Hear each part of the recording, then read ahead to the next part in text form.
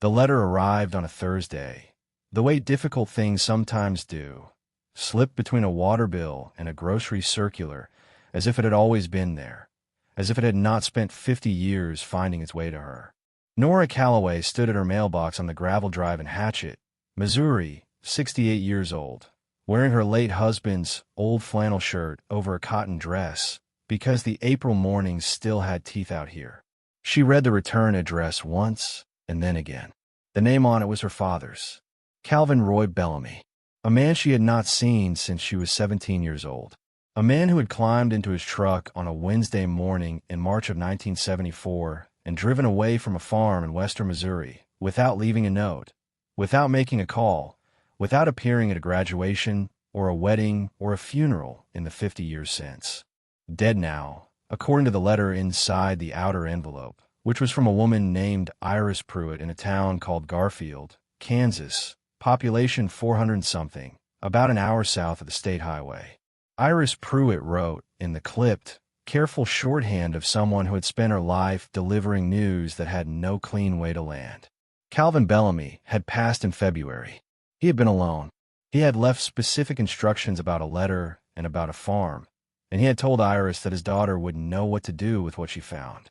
The envelope he had addressed and sealed himself had been placed in a lockbox that Iris held for 2 months while she worked through the county courthouse records to locate a current address.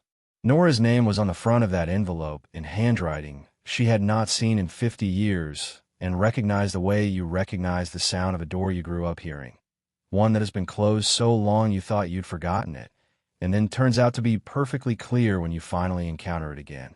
She carried everything inside without opening it. She set it on the kitchen table and made coffee and stood at the window looking out of the yard where the forsythia was beginning to turn yellow at the tips, the early yellow that always came before the full bloom, the color that meant April was real this year and not just a rumor. She was not sure, standing there with her hands around the mug, what she felt about a sealed letter from a man who had not sent a word in 5 decades. She was sure of something. It was just complex enough that naming it seemed like the wrong first move. Her daughter Wren was at work. The house was quiet in the particular way of houses where one person has lived long enough for the quiet to feel like company rather than absence. A quiet made of specific familiar sounds. The refrigerator cycling, the furnace ticking, the 2 birds at the feeder outside the side window, making their small, continuous arguments about who was first. She poured her coffee, sat down at the table, and opened the envelope. If this story is already pulling you in, take a moment to hit that like button and subscribe. Drop a comment and let me know where you're watching from. And if someone in your family was ever left a worthless piece of property that turned out to be anything, but tell me about it below. I read everyone. Calvin Roy Bellamy had not been a man who wrote letters. Nora had known this the way children know their parents' hard edges, through years of small evidence, through observation, through the shape of the silences left around things he could not say. He had been a farmer and a surveyor's assistant and a steady reader of almanacs and seed catalogs, and he had done all 3 with a wordless competence that ran parallel to speech rather than through it. The letter in the envelope was 2 pages, front and back, written in pencil on ruled legal paper with the laborious care of someone spending the last of a very particular resource. She read it without stopping. He did not open with an apology, and she thought, reading that first paragraph, that this was probably right. He said he had thought for a long time about what to lead with, and had decided that asking forgiveness was a way of making her do work for him, and he had already done enough of that when she was a girl with no choice about it. He was not going to ask her to manage his feelings across 50 years, and whatever border lay on the far side of dying. What he was writing about was the farm. The farm in Henry County, Kansas, 43 acres on a road called Bleecker Creek Lane, which had been his father's farm before it was his. He had not sold it in 50 years. He wrote that selling it felt like the last thing he still had to give, and so he had kept it and paid the taxes on it, and leased the cropland to a neighbor, and maintained the house well enough that someone could live in it when they needed to. He was leaving it to her. He had updated the deed 4 years prior, after a cancer diagnosis that turned out to be manageable, but had clarified things the way only that kind of news can. The farm was in her name, had been for 4 years, sitting in the Henry County records under her name without her knowing it, accumulating its own quiet history while she went about the business of living in Hatchet. The deed was in the lockbox with Iris Pruitt, along with the title to a small tractor and a folder of property records going back to her grandfather's first purchase in 1947. There was one more thing, he wrote, and this he had not told Iris Pruitt. He needed her to come to the farm. He needed her to go into the old implement barn, cedar shake roof, set back at the edge of the hedge apple trees at the rear of the property, and find the northwest corner. He had left something there for her. He had left it 30 years ago, when he had still believed she might come looking for him one day. And then he had stopped believing that, and had left the box anyway, because by that point removing it seemed like one more wrong decision added to a list that was already long enough. He closed the second page with the word sorry, once, without elaboration, and signed it. Dad. Nora had spent a long time in her life deciding how much space to give her father's absence. In her 20s, she had given a great deal of space, and it had not been useful. In her 30s, when Wren was small and she was raising her alone after the divorce and money was tight enough that she had to think carefully about every purchase, she had given the absence very little space because she could not afford to. In her 40s and 50s, she had arrived at a kind of arrangement with it. Acknowledged, present, not permitted to occupy the front room. She had done this alone. Ruth had not talked about it, and Dale, her younger brother, had gone through a period in his 20s of wanting to find Calvin, and Nora had talked him out of it. Not because she thought the search was wrong, but because she thought her brother would not find what he was looking for, and she had already watched one person in the family absorb that particular disappointment, and once it seemed like enough. Dale had gone on to build a life in Colorado with a family he was present for in every way their father had not been, which Nora thought was its own kind of answer. She had thought about her grandfather's farm in Kansas twice in her adult life. The first time was when her grandfather Clarence died in 1978, and she had driven down to the Missouri farm where her mother still lived to find out whether she needed to go to Kansas for the funeral. Her mother had told her the arrangements were handled, and there was nothing for her to do. She had not pressed. She had not been close to Clarence in the way that children are close to grandparents who live down the road and appear at every birthday. He had been a tall, quiet man, with a surveyor's manner and a handshake that suggested he had spent most of his life outdoors, and she had met him twice on visits to the Kansas farm when she was 7 and 11 years old. She remembered the farm in the way that childhood places survive in memory, a series of sensory impressions with the narrative stripped away. The kitchen at the back of the house, with its low ceiling and the cast-iron stove, and the smell of wood smoke working through the walls from the night fire. The root cellar stairs going down into a coolness that was startling in August. The barn at the edge of the hedge apple trees, which she had been told not to enter alone and had therefore thought about with considerable interest. She remembered her grandfather at the kitchen table in the early morning with the county plat maps spread open, running his finger along the property, lines the way a reader traces a line of text when concentration is required. She had not understood what she was watching. She was 11 years old, and the question of what lay beneath the topsoil of a parcel of land in Henry County, Kansas, was not a question she was carrying yet. The second time she had thought about the farm was in 1989, the year she and Wren's father separated. She had sat with a legal pad making a list of her actual assets and had written Kansas farm, grandfather's as an item she needed to understand better, and then had crossed it out immediately, certain it had long since been sold or passed to someone else, certain there was nothing there for her, certain that the dead end was the kind of thing she could not afford to pursue. She had been correct to think she could not afford to pursue it. She had been wrong about the dead end. There were a lot of years between 1989 and the April morning she stood at the mailbox in Hatchet reading a return address she had not seen in decades. She had filled them with work and Wren and the practical business of building a life on resources she had rather than resources she wished she had. It had been enough. She had not spent those years looking over her shoulder at what was missing. She had looked forward, and she had built what she needed. She had never been to Kansas on anything connected to her father's name. She had driven through it once in 1979 on a road trip with a college friend, coming back from Colorado, and had felt nothing specific about the state that she could trace to Calvin.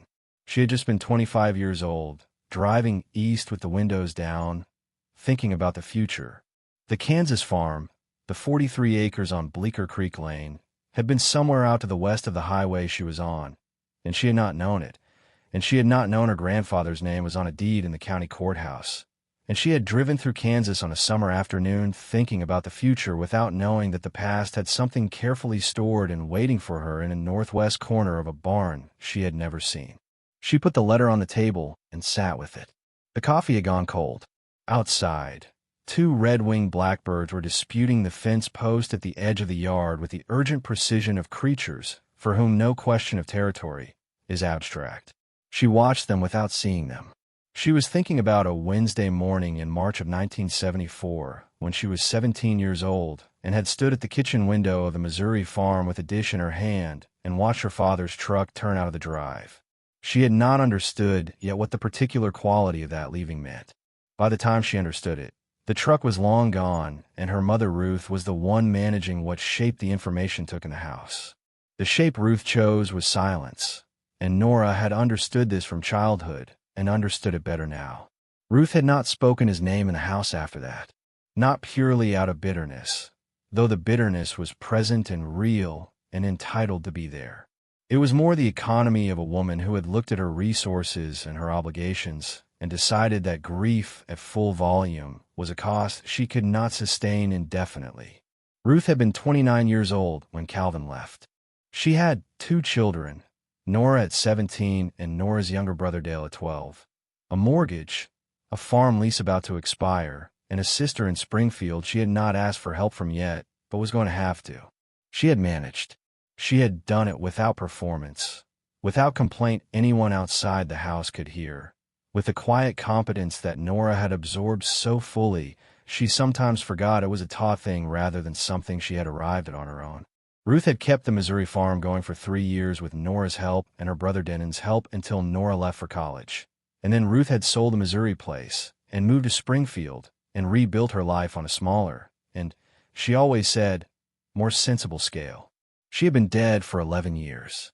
In the last decade of her life, she had not mentioned Calvin Bellamy once to Nora's knowledge, and Nora had not brought him up either because they had a tacit agreement, the kind that does not require discussion, that some doors are better left at a pull rather than a push.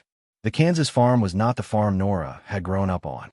It was her grandfather Clarence's place, visited twice as a child, and what she associated with it was specific and vivid in the way that childhood impressions of places are vivid even when the details are blurred. A kitchen that smelled of wood smoke and cornmeal, a root cellar that stayed cold even in August, a barn her grandfather had spoken of with the quiet pride of someone who builds things to last and knows it. She had no particular emotional claim on the place beyond the deed she had not known existed until this morning. And yet here was the letter. Here was her name on a deed to 43 acres, an instruction to find a barn, and a box that had been sitting in a corner for 30 years waiting for her. Wren called that evening from her car on the drive home from the hospital where she worked as a charge nurse. Nora told her what had arrived and read the relevant portions aloud. Wren was quiet in the way she was quiet when she was holding several things at once and taking inventory before deciding how much of what she was thinking to say. She asked whether Nora was going to go. Nora said she didn't know yet. Wren asked whether she wanted company. Nora said not for the first visit, and Wren, who had grown up watching her mother walk into difficult things alone when that was what was needed, accepted this without pressing. She said only to call when she arrived safely. That night Nora looked up the farm on the county parcel map and found the 43 acres with a farmstead cluster in the northeast corner and a creek running along the east boundary. On the satellite view, she could see the pale farmhouse and the row of hedge apple trees at the back of the property with the shadow of a structure behind them. She looked at that shadow for a long time. She thought about who she had been at 38 years old. Wren was 7 then, starting 2nd grade, and Nora was working the books for a construction firm and learning what it meant to run a household on a single income after the divorce, while her father had been in that barn in Kansas building a pine box with her name in the margin of the map inside it. She thought about 40 and 50 and 60 and all the ordinary days of her life during which that box had been sitting in a corner in Henry County waiting for her to come, and she had not known. She closed the laptop and went to bed. She drove to Kansas on a Monday. She left before the sun was fully up, The Missouri sky dark and blue ahead of her in the pre-dawn, and made the drive in one long pull, stopping once for gas and coffee outside Harrisonville. She had noticed Harrisonville on the map the night before, and she noticed it again now as she drove through. The highway interchange, the gas stations at the corners, the county road going south toward Kansas, the kind of exit ramp where a person could stop and turn around. She drove through it without stopping and went on west. The country changed past the Missouri line in the way prairie overtakes hills, gradual, and then complete, the tree lines thinning, the sky expanding into the frame until it occupied more of the landscape than the land did. The light was different in a way she could feel before she could name. Low and even and casting long morning shadows from the fence posts that ran parallel to the highway for miles. She turned south off the state highway onto the county road, and then west on a Bleecker Creek lane, gravel, in reasonable condition for a farm road that had been carrying equipment and weather for decades. The cottonwoods along the creek bed were bare in early April. Their white branches stretched against the pale sky and the particular gray-white of trees that have not yet decided spring has arrived. The farm appeared on the left after 3/4 of a mile. A one-story frame house with a covered porch, its paint the pale gray of weathered a few years past its last coat. A newer metal machine shed to the east that someone had built with utility in mind rather than aesthetics. And behind the house, at the edge of the hedge apple trees, the implement barn with its cedar shake roof. The northwest corner visibly soft, the shakes lifting at their edges, a patch of darker wood showing through where rain had been getting in and would get in again if the weather came before someone fixed it. She turned in on the packed earth drive. Iris Pruitt was waiting on the porch steps. A woman of about 75 with close-cropped gray hair and the settled outdoor directness of someone whose face had spent decades in real weather and had stopped caring about that. She shook Nora's hand firmly and said she was glad the drive had been manageable. "He talked about you," she said. "Not often, but now and again he would bring you up." Nora received this without knowing what to do with it, and simply nodded. They sat on the porch steps while Iris produced the lockbox. Inside was the manila folder Calvin had described. The deed, the tractor title, the property records going back to 1947 with her grandfather's signature in faded ink at the bottom of the original purchase document. The deed was clear. Nora's name, sole owner, recorded at the Henry County Courthouse 4 years prior, properly executed and witnessed. She set the folder on her lap and looked out of the yard. The dead grass showed the first faint green at the stem bases. A crow worked at something near the fence line with the focused concentration of a creature that has identified a problem and is solving it methodically. Iris went through the practical arrangements. The crop leased to a neighbor named Dodd Ferris, covering 40 of the 43 acres at terms that paid the property taxes. The county attorney who had handled Calvin's small estate. The roofer in Garnett who had done work on the barn. The utility accounts. Calvin had moved to the Ferris place 18 months prior when his health declined enough to make living alone in the farmhouse impractical, and he had died in February at 83 years old in the hospital at Emporia, with Iris and the Ferris family present. She gave Nora the house keys on a plain ring with a cardboard tag that said main house in Calvin's handwriting. Before she left, Iris paused at the bottom of the porch steps and turned back. "Whatever the history is between you," she said, "he meant to do right by you at the end. I thought you should hear that from someone who watched him." Nora said she appreciated it. She watched Iris's truck roll back up the lane and waited until the dust had settled before she went inside. The house was dim and smelled of sealed air and old wood, and a faint trace of the cedar shavings Calvin had kept in the utility closet against moisture, the kind of smell that belonged to a house that had been properly cared for even when the person caring for it was not present.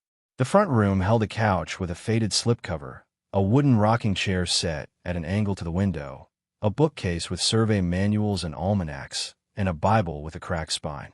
There was a photograph tucked inside the Bible's front cover.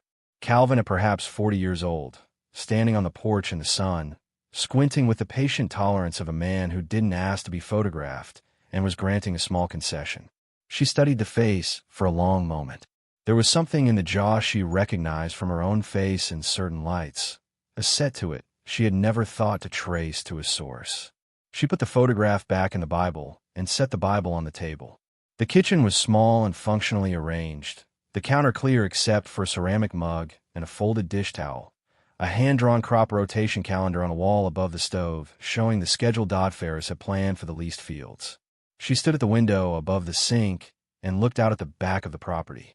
The hedge apple trees in their irregular line along the fence. The barn behind them with its failing northwest corner, catching the afternoon light. She put her bag down and went outside. The barn door was a sliding plank door on a steel rail, swollen along its bottom edge, but not locked. She put her weight into the handle and worked it along the rail until the gap was wide enough to enter. Inside, the light was gray and filtered, coming through gaps in the siding and thin horizontal bars that fell across the packed earth floor and lit the floating dust she had disturbed. The smell was old iron and dry wood, and the still cool of a space that has been more sealed than open for many years. Along the south wall hung hand tools, a scythe, 2 cultivator handles on wire hooks, a sledge with a worn hickory handle. Along the north wall, steel shelving held oil cans and mason jars of hardware, and a coil of baling wire, and a box of assorted bolts. The northwest corner was deep in shadow. She crossed to it and turned on her phone light. Partially covered by an old feed sack, set back against the wall where the stone foundation met the wooden framing, was a wooden box. Not a toolbox, not a crate. A box, built from pine boards, with a hinged lid and a brass latch that had turned green with decades of oxidation. The joints were tight, the surfaces sanded smooth, the latch set precisely in its wood. Someone had taken care building it. She moved the feed sack aside and crouched in the corner and looked at it for a long moment with the phone light steady in her left hand. Her father had built this in 1992. He had been 57 years old. She had been 38, raising rent alone in Hatchet after a divorce, doing the books for a construction firm, not thinking about her father once in that particular year, as best she could recall. The brass latch was stiff from decades of disuse, but it turned. She opened the lid. If you're still with me as that door starts to open, do this story a kindness. Hit subscribe and turn on the bell. These quiet stories don't get told if you don't share them. Tag someone who loves a good discovery story in the comments. Let them know we're telling these the way they deserve to be told. Inside the box, laid with deliberate care and wrapped in a square of oilcloth that had preserved everything beneath it against the decades of temperature change and the slow damp that worked through old barn walls, were 3 things. The first was a hand-drawn map. When she unfolded it, she found it showed the original farm parcel as her grandfather had held it, the full extent of the property with the creek line and the field divisions and the tile drainage runs marked in his careful hand. Along the margin, in her father's handwriting, mineral rights never severed, never sold, in your name now, dated 1992. She set the map on her knee and did not move for a long moment. She looked at her own name written in her father's hand on a piece of paper that had been sealed in a box in a barn in Kansas for 30 years and felt the specific weight of that. Not sentiment, not grief exactly, but the weight of something real that had been waiting for its correct destination and had finally arrived. She set the map aside and picked up the second item, a letter in her father's pencil on legal paper. He had written it in 1992, he said at the opening, when he had decided he was going to drive to Missouri and find her. He had gotten as far as Harrisonville. He had stopped at a gas station off the interchange and sat in his truck for an hour, and then turned the truck around and driven the 5 hours back to the farm. He wrote that he had turned around not only because he lost his nerve, though he had, but because arriving at her door without warning would have been another transfer of burden. 17 years of absence, and then showing up to deposit his guilt in someone else's hands. He had already done that to her when she was a girl with no say in it. So he had come back to the farm and built the box with the care of someone who understood that this was the last useful thing he could do, and he had put in it what she needed to know, because whatever he could not do in person, he could at least do this. He believed she would come eventually. He had believed it for a long time, and then stopped believing it and left the box in the corner anyway, because by then removing it would have been just one more thing taken from her. She read this paragraph twice. She thought about him at 57 years old, driving east on a Monday morning in 1992, watching the Missouri border approach from the west side of it for the first time in 18 years. She thought about him at the gas station in Harrisonville with the engine running, sitting with whatever it was he was sitting with, and then pointing the truck back west. She did not know, reading this, whether she would have let him in if he had come. She thought probably yes, because she had been a woman of 38 with a young daughter and a practical mind, and she would not have let the situation sit unresolved on her doorstep. But she also could not be certain, and she thought that her father, who had known her as a child and had some sense of who she had become even at a distance, had probably understood that uncertainty and had not wanted to risk it. The third item was a small sealed envelope with her name on the front in her grandfather's handwriting. Clarence Bellamy had addressed this envelope to her in the early 1970s when she was a child who had visited this farm twice and understood nothing about what lay beneath the ground her grandfather walked every morning. She opened it carefully. Inside was a single folded page and a small brass key on a wire loop. Her grandfather had written a letter to his son Calvin in 1971. He had been approached 3 times by a company seeking to lease the gas rights to the property. He had declined all 3 times. The offers were not serious, and the men were not straight about their intentions. But he had made his own inquiry through a Council Grove attorney, and what the attorney confirmed was that the property sat above a natural gas formation running beneath 17 parcels in the eastern part of the county. The mineral rights in the original deed had never been severed from the surface rights, which meant they passed with the property to whoever held the deed. The company that kept calling him had known this better than he had when they placed the first call. He had decided after the third call that the most reliable thing he could do was make certain the documentation was complete, properly witnessed, and carefully stored. The key opened a tin in the root cellar beneath the house, accessed through a panel on the kitchen floor under the rag rug. In the tin was the original 1947 deed with the mineral rights language, and the Council Grove attorney's letter confirming the geological assessment and the formation boundaries. He wrote that the rights were real and the formation was real, and the value of what lay under this ground would not diminish over time because the world's appetite for what was underground did not diminish. Whoever held the deed should know what they had. He hoped it would still be family when the knowing mattered. He signed a grandfather and drew the property boundary in 2 inches of careful pencil at the bottom of the page. The border of the ground he had walked every edge of for 30 years and trusted to the generation after him with the quiet confidence of someone who understood that what was below the surface outlasted what was above it if you left it intact and told the truth about it. Nora sat on the floor of the northwest corner with the box open on her lap for a long time. The light through the siding shifted slowly as the afternoon moved. Outside she could hear the wind in the hedge apples and, at some distance, the sound of farm machinery working a far field, moving steadily in one direction and then turning to come back. She read all 3 documents twice and then held them in her lap without reading and thought about what it meant that 2 men she had not known in any full sense had spent decades holding this corner for her. She stood up, put everything back in the box, picked it up, and walked to the house. The kitchen floor under the rag rug held a cut panel with an iron ring for a handle, exactly as her grandfather had described. She lifted it and went down wooden stairs into the root cellar.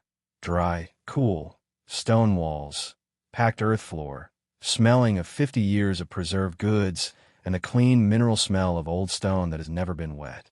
The tin was at the far end of the shelves behind 2 empty quart jars, and the key her grandfather had left in the envelope turned in its lock with the smooth resistance of a mechanism that had been sealed inside a dry space and had not degraded. Inside were the documents. The original 1947 deed on thick paper with the mineral rights language on the reverse in small block type, and the attorney's letter from Council Grove, typed on letterhead, signed, notarized, as clean as the day it was sealed because the tin had done its job and the cellar had done its job. The letter named the formation, gave geographic boundaries, used the measured language of professional geological assessment. She read it sitting on the bottom step of the cellar stairs with the tin on her knee. She was a bookkeeper by 30 years of practice. Reading a document for the line, where the number told the real story, was not a skill she had to consciously apply. The story in this letter was clear, and she could read it without difficulty. She sat with it for a time after the first reading, not moving, the stone wall of the cellar solid and cool behind her shoulder. The cellar smelled of old preserves and dry earth, a smell she placed suddenly as specific as the smell she had registered as a child on that visit when she was 11 and had been allowed to come down the stairs with her grandfather to get a jar of something he had put up in the fall. He had told her the cellar would stay cool in August and cold in January, and she had tested the stone wall with her palm the way children test things that adults assert. He had been right. The stone was cold in August, and the cellar was cold now in April, and it had been cold through 52 winters, and the tin had been on the shelf through all of them, and the documents inside the tin had been waiting in that particular cold dark for exactly this. She understood, sitting on the bottom step, that her grandfather had built this room as a vault. Not for produce. For this. She climbed back up to the kitchen, set the tin on the table alongside the lockbox and the manila folder, and called Wren. She went through everything from the box in the barn to the tin in the root cellar, in order, reading the key passages aloud. When she finished, Wren was quiet for the particular beat that meant careful arithmetic. "Mom," she said, "you need a mineral rights attorney. Not general practice. Someone who specifically handles land and resource claims in Kansas." That was my thinking. "I can find names tonight. I'm going to the county recorder's office in the morning first," Nora said. "I want to verify the deed before I speak to anyone." She went out after the call and walked the fence lines in the late afternoon. The cropland was bare and dark, turned for spring planting. The creek ran quietly at the east boundary over its pale limestone shelf. The hedge apples stood at the back of the property in their irregular line, and the barn behind them caught the last of the afternoon sun in the old cedar shakes with the warmth of wood that has absorbed many seasons without complaint. She walked the whole perimeter, east fence to south fence, to west fence, and back along the tree line, taking her time, feeling the ground under her feet. Her grandfather had walked these fence lines on Sunday mornings. She had watched him do it on one of those 2 childhood visits, a small girl keeping pace with a tall man who moved through his land the way people move through places they have paid genuine attention to for a long time. She had forgotten that memory entirely, and it had come back the day she first parked in this drive. She did it now for the same reason he had. She was paying attention to what she owned. She stopped at the east fence where the creek ran along the boundary and stood there for a few minutes in the cooling air. The water was low in April, shallow enough to show the limestone shelf her grandfather had mentioned in the letter. The same shelf the creek had run over for 80 years while the mineral rights beneath it remained intact and unsevered and waiting. She had not spoken to anyone in this county yet about what she had found. Tomorrow she would go to the county recorder's office. Tomorrow she would start the process of verifying what she already knew the documents confirmed. Tonight she stood at the east fence of a 43-acre farm in Henry County, Kansas, that had been in her name for 4 years without her knowing, and listened to the creek move over the old stone, and understood that her grandfather had been right about what he left, and her father had been right about where to put it, and she had been right to make the drive. She was at the county recorder's office in Council Grove the following morning, and was helped by a clerk named Artis who pulled the parcel records without comment and confirmed everything the document stated. The mineral rights language was present in the original deed and had never been severed, never transferred separately, never altered by any subsequent transaction. The rights had passed intact when Calvin updated the deed 4 years prior. They were in Nora's name, without dispute. Artis noted, in the even tone of someone whose job was information rather than interpretation, that it was not unusual for older farm deeds in that county to carry unsevered mineral rights on parcels held continuously within a family through the mid-century, particularly where the original purchaser had been attentive to the back page language at the time of acquisition and had not gone through the kind of title consolidation work that sometimes stripped the mineral language. Nora collected certified copies and drove to Emporia. She had found the law practice online the night before, a firm listing mineral rights and agricultural land among its areas of work. She asked for an appointment and was seen that afternoon by Patricia Gohl, who had grown up in the Flint Hills and read documents the way people read them when they know the ground is worth understanding.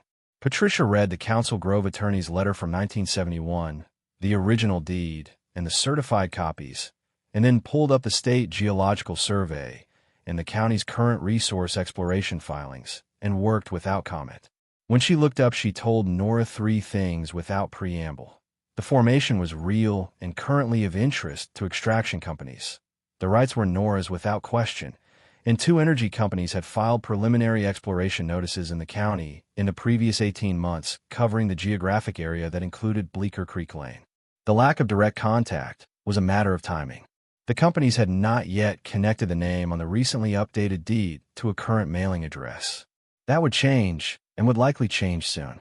Patricia recommended authorizing her to manage all contact going forward, signing nothing and responding to nothing without counsel, and commissioning an independent geological assessment through a Wichita firm she trusted to establish a proper negotiating basis before any conversation with either company began. Nora authorized all three without hesitation. They shook hands, and Nora drove back to the farm in the evening light. The fields on both sides of the county road going gold in the low sun. The sky above the western horizon turning the particular orange of prairie sunsets in early spring. The first inquiry came 10 days after she returned to Missouri. A certified letter for a Wichita company, forwarded to Patricia without response. A second came 3 weeks later from a different company opening at a higher figure, which Patricia said was itself useful. Two parties competing on their own initiative, before formal negotiations had opened, meant the formation was being taken seriously by people who had done their own work on it. She told Nora to sit tight and let the assessment drive the floor. Wren came down in the second week of May. They drove to the farm together on a Friday morning, arriving in the early afternoon.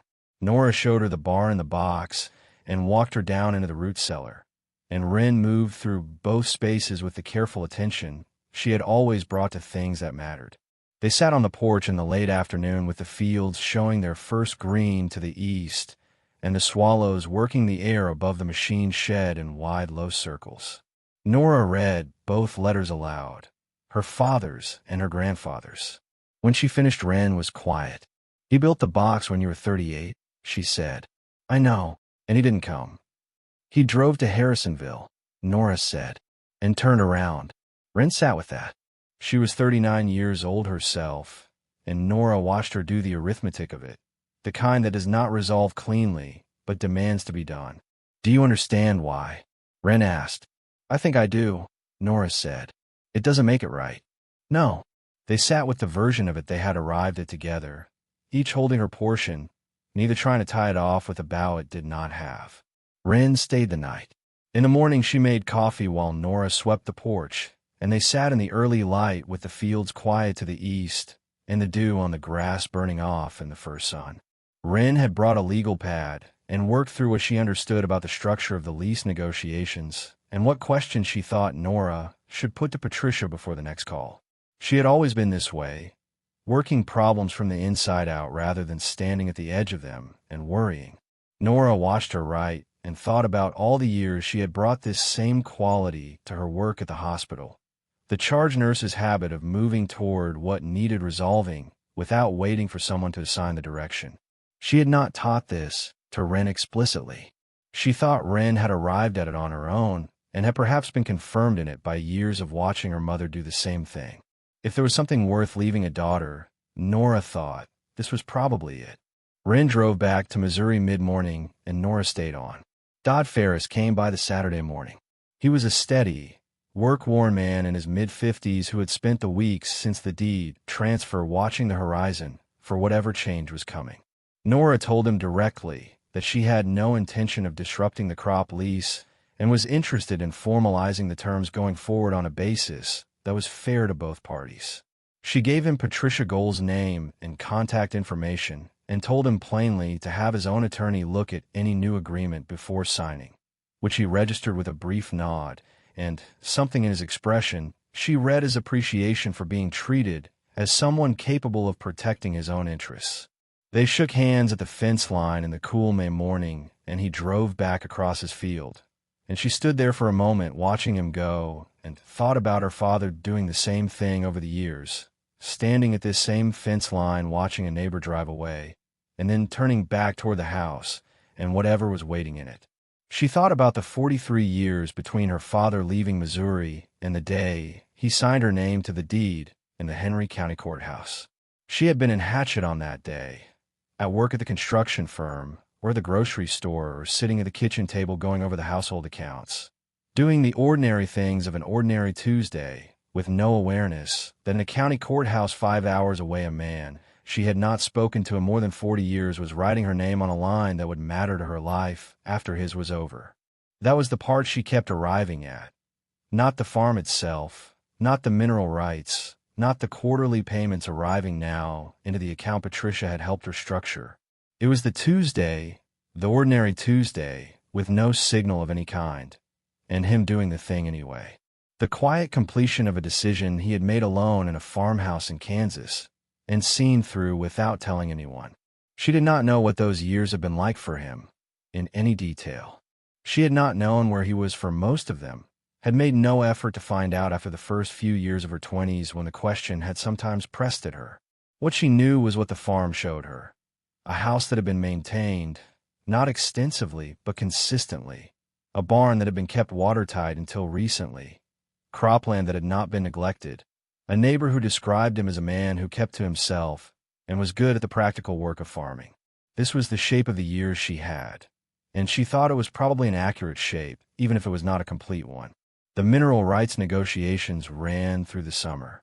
Patricia managed them with a patience that Nora came to trust, working the two companies' awareness of each other without specifying numbers to either, letting each one understand that the other was present and engaged without telling them how far along the conversation with the other party had gone.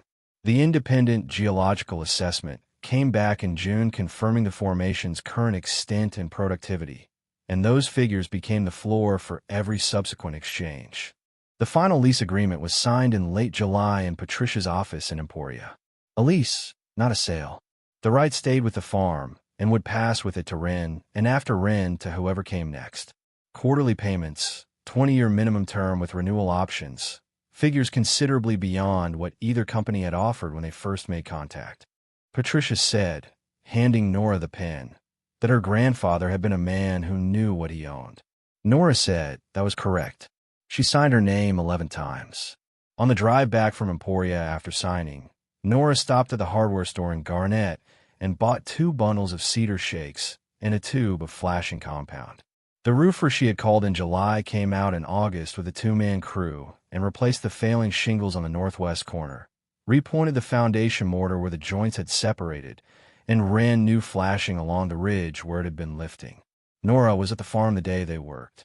She walked the property in the early morning before they arrived, following the fence line she had established over her visits through the summer, east to south to west and back along the tree line, taking her time, feeling the late summer ground under her feet.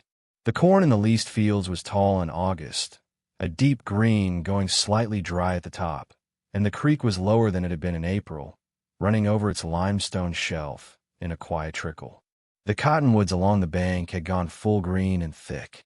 The hedge apples were swelling toward their October ripeness.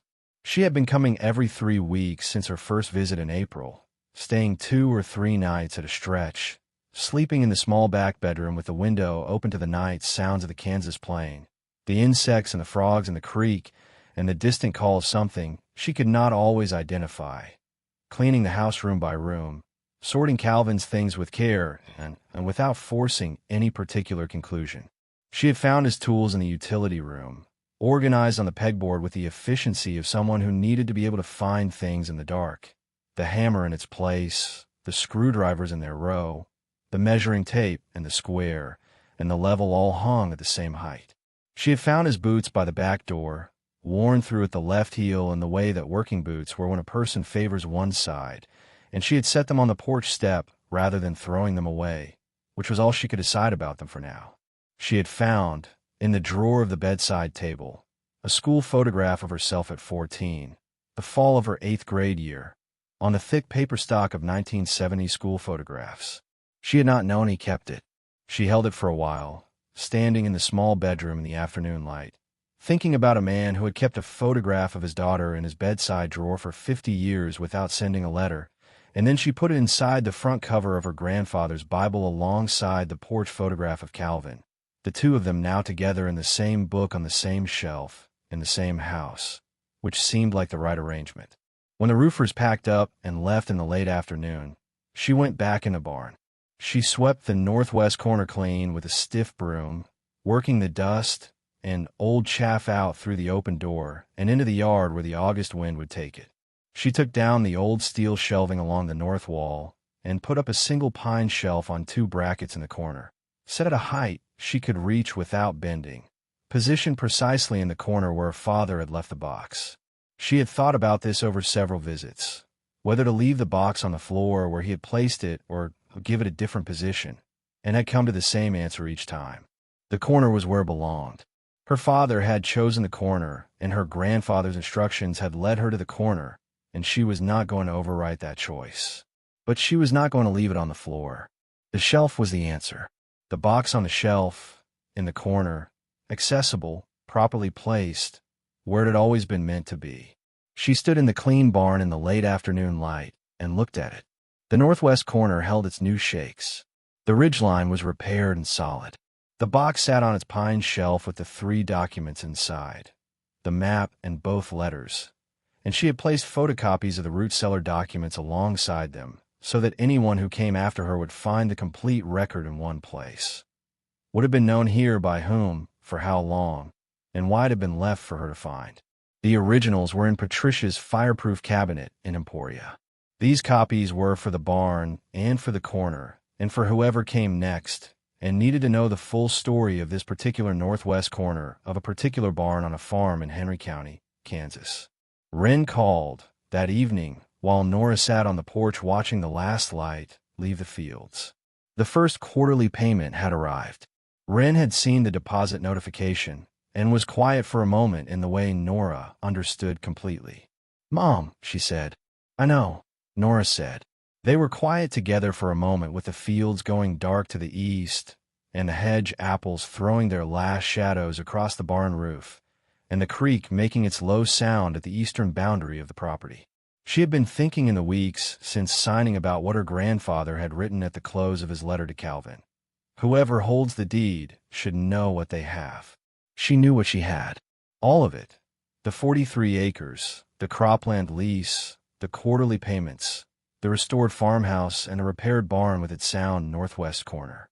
And the other thing, too, the part that had no monetary assessment, the map her father had drawn in 1992 with her name in the margin, his letter about Harrisonville, and the hour he sat in the truck before turning back, her grandfather's letter with the property line drawn at the bottom in 2 inches of careful pencil, the border of a piece of ground that a methodical man had walked every edge of for 30 years, and trusted to the next generation and the generation after that with the quiet confidence of someone who understood that what was below the surface outlasted what was above it if you left it intact and told the truth about it.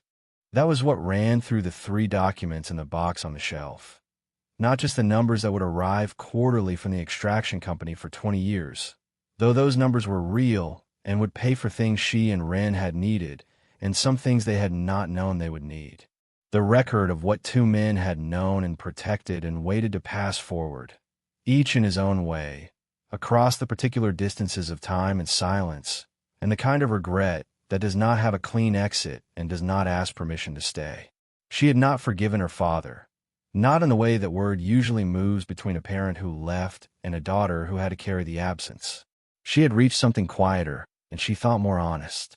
A man had been 29 years old, and had run from something he could not face, and had spent 50 more years doing the one thing left to him that required nothing from her: keeping the farm, keeping the rights intact, paying the taxes, signing her name to the deed 4 years before he died, on a form at a county courthouse on an ordinary day she had not known about, because he had understood that when she came the ground should be hers without dispute. That was not enough to fill 50 years of silence. She was not going to say it was, but it was what there was, and it was real, and she had driven 5 hours on a Monday morning in April to receive it, and she was glad she had made the drive. She went inside when the light was fully gone. The kitchen was warm, the window above the sink framing the last pale strip of sky over the western field. She put the kettle on and stood at the window and looked out at the yard lamp casting its circle of yellow light over the packed earth drive and the barn beyond it with the northwest corner standing firm in the dark. She knew exactly what was in that corner, because she had built the shelf herself and set the box on it with her own hands. She had come to the end of a road she had not known she was on and found a farm in Henry County, Kansas, 43 acres and a creek and a root cellar and her grandfather's careful handwriting on a letter for 1971, and a father who had spent 30 years leaving something in a corner for her to find when she arrived. She had found it. That was enough. That was more than enough. It was everything that had been waiting for her to show up. Thank you for staying until the last word. If this story moved you, the next one is already up on your screen. go give it a watch. And if you haven't yet, subscribe and join us. We tell stories about ordinary people who were overlooked, discarded, and counted out until they found what was theirs all along. See you in the next one.